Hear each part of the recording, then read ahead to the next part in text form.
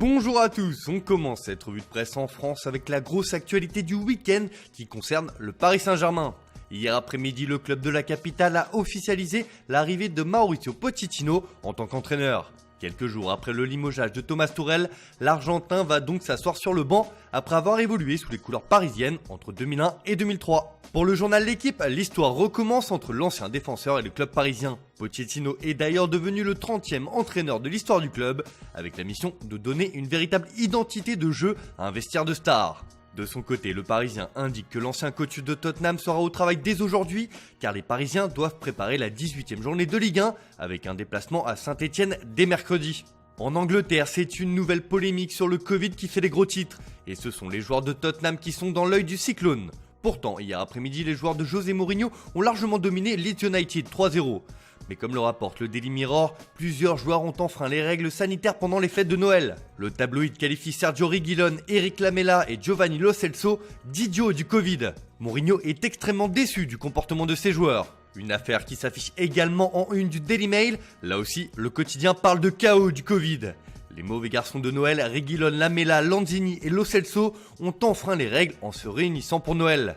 José en colère alors que les stars des Spurs et de West Ham bafouent les règles de confinement. Et The Sun aussi sort une histoire de ce type, mais cette fois c'est un Français qui est dans le viseur, puisqu'il s'agit de Benjamin Mendy, le défenseur de Manchester City. Le champion du monde 2018 a été surpris en train de faire la fête et en ne respectant pas les différentes mesures sanitaires.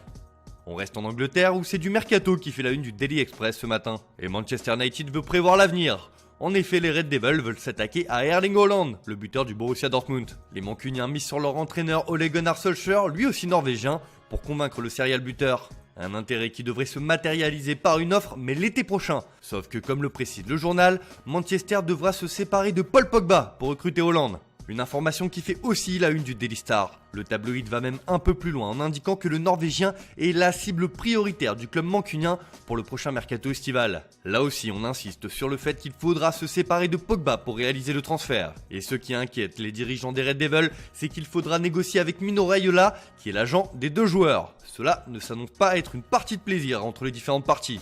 Direction l'Espagne où le Real Madrid a parfaitement commencé cette nouvelle année en s'imposant 2-0 contre le Celta de Vigo hier soir. Et le grand artisan de cette victoire n'est autre que Marco Asensio.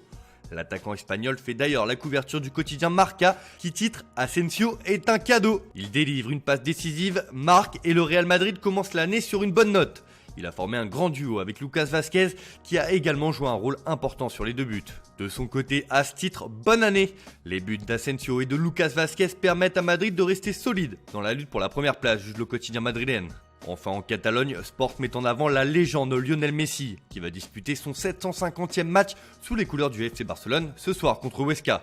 On termine ce tour de la presse en Italie où la Serie A propose les 10 matchs de la 15e journée ce dimanche. Une journée totalement folle qui s'affiche en couverture de la Gazzetta dello Sport avec le show du superclassement. La bataille pour le titre fait rage et passionne le journal au papier rose qui trépigne d'impatience. C'est le grand vol de l'hiver pour le championnat italien car le Milan ne veut pas perdre la tête, l'Inter veut dépasser son voisin à l'heure du déjeuner alors que la Juve doit nous dire qui elle est maintenant. D'ailleurs, comme l'affirme Tuttosport sur sa une, Andrea Pirlo a un plan pour redresser la vieille dame après une première partie de saison décevante.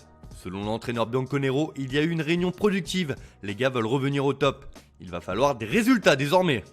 Voilà, c'est tout pour ce matin, bonne journée à tous, on se retrouve dès demain pour une nouvelle vidéo sur Foot Mercato.